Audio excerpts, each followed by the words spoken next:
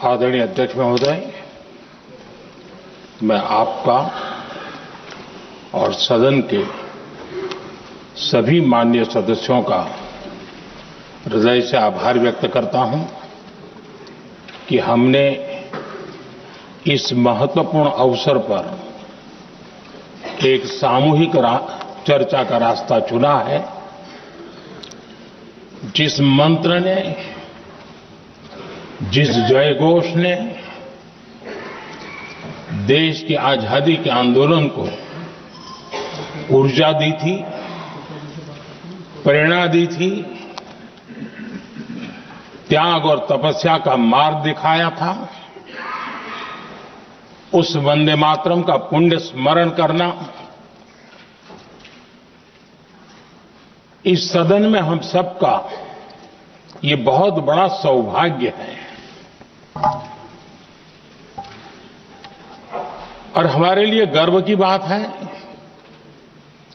कि वंदे मातरम के 150 वर्ष निमित्त इस ऐतिहासिक अवसर के हम साक्षी बन रहे हैं।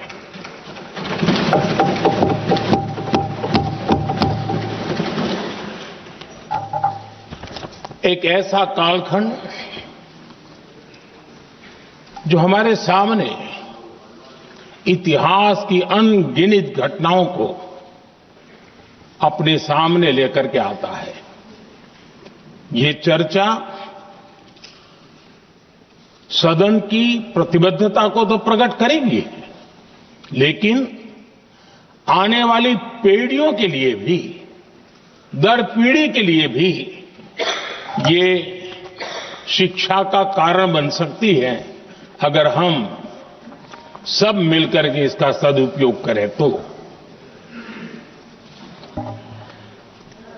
आदरणीय अध्यक्ष जी, एक ऐसा कालखंड है जब इतिहास के कई प्रेरक अध्याय फिर से हमारे सामने उजागर हुए हैं।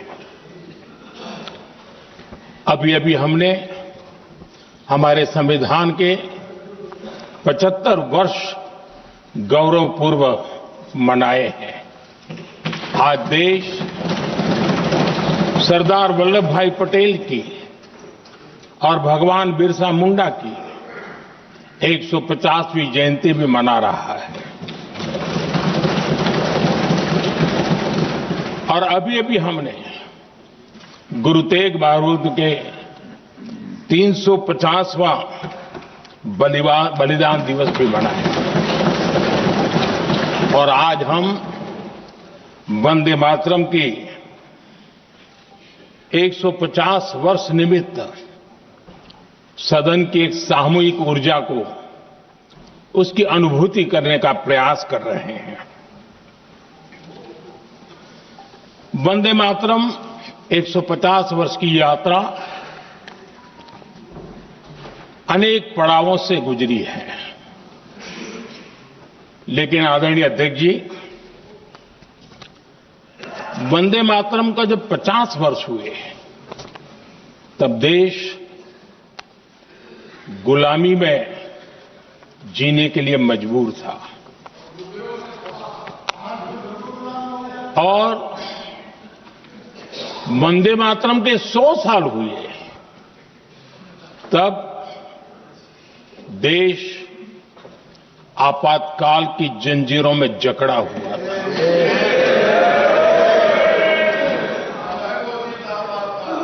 जब वंदे मातरम 100 साल के अत्यंत उत्तम पर्व था, तब भारत के संविधान का गला घोंट दिया गया था। जब वंदे मातरम 100 साल का हुआ, तब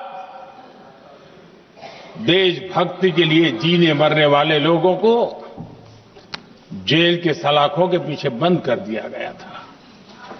जिस वंदे मातरम के गीत ने देश को आजादी की ऊर्जा दी थी, उसके जब 100 साल हुए तो दुर्भाग्य से एक काला कालखंड हमारे इतिहास में उजागर हो गया।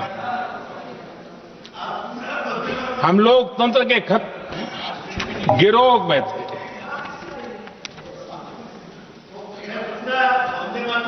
आदरणीय अध्यक्ष जी, 150 वर्ष उस महान अध्याय को, उस गौरव को पुनः स्थापित करने का अवसर है और मैं मानता हूं सदन ने भी और देश ने भी इस अवसर को जाने नहीं देना चाहिए। यही वंदे मातरम है जिसने 1947 में देश को आजादी दिलाई। स्वतंत्रता संग्राम का भावात्मक नेतृत्व इस वंदे मातरम के जयघोष में था। आदरणीय अध्यक्ष जी, आपके समक्ष आज जब मैं वंदे मातरम 150 निमित्त चर्चा के लिए आरंभ करने खड़ा हुआ हूं, यहां कोई पक्ष प्रतिपक्ष नहीं है, क्योंकि हम सब यहां जो बैठे हैं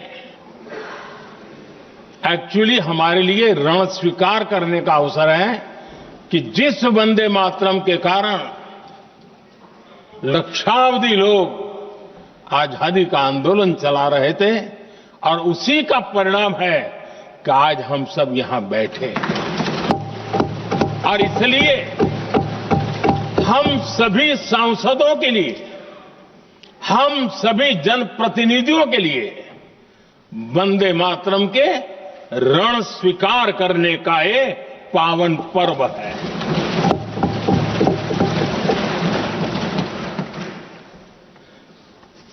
और इससे हम प्रेरणा लेकर के वंदे मातरम की जिस भावना ने देश की आजादी का जंग लड़ा, उत्तर दक्षिण पूर्व पश्चिम पूरा देश एक स्वर से वंदे मातरम बोल के आगे बढ़ा। फिर से एक बार अवसर है, आओ हम सब मिलके चले, देश को साथ लेके चले। आजादी के दीवानों ने जो सपने देखे थे उन सपनों को पूरा करने के लिए वंदे मातरम 150 हम सबकी प्रेरणा बने, हम सबकी ऊर्जा बने और देश आत्मनिर्भर बने। 2047 में विकसित भारत बना करके हम रहे, इस संकल्प को दोहराने के लिए ये वंदे मातरम हमारे लिए एक बहुत बड़ा अवसर है।